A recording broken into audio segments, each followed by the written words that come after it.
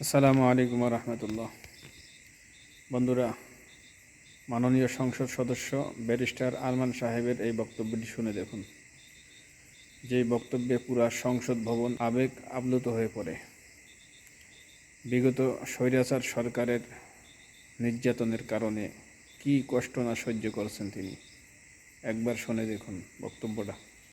আমি আজকে এখানে দাঁড়িয়ে আছি একটি অন্ধকার ঘর থেকে ফিরে এসে, যেখানে আমার মতো আরো শত শত লোককে নিয়ে যাওয়া হয়েছিল, কিন্তু তারা আর ফিরে আসার সৌভাগ্য তাদের হয়নি।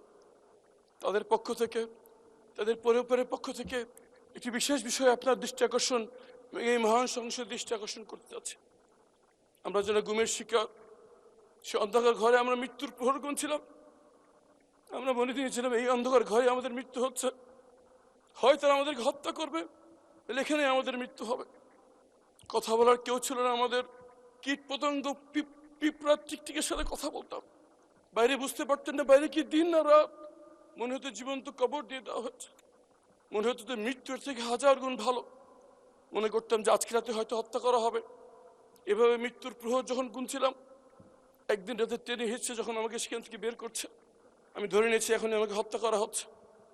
আমি সূরা ইয়াসিন পড়া শুরু করলাম যাতে মৃত্যুটা সহজ হয়, কিন্তু পরে জানতে পারলাম কিছু বাচ্চা ছেলে মেয়ে জীবন দিয়ে, চোখ হারিয়ে, পা হারিয়ে ফ্যাসিবাদকে বিতাড়িত করে আমাদেরকে আবার দুনিয়ার আলো দেখার সুযোগ করে দিয়েছে।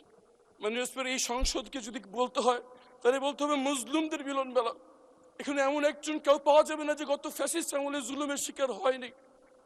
আমি গুমের ভুক্তভোগী যারা ফিরে আসছে তাদের পক্ষ থেকে, গুমের ভুক্তভোগী পরিবারদের পক্ষ থেকে একটি বিষয়ে দৃষ্টি আকর্ষণ করছি। আমরা স্তম্ভিত হয়ে লক্ষ্য করছি আমাদের সাথে যা করা হয়েছে, এই জুলুম যেন এই বাংলার মাটিতে আর কোনোদিন না হয় সেই নিশ্চিত করার জন্য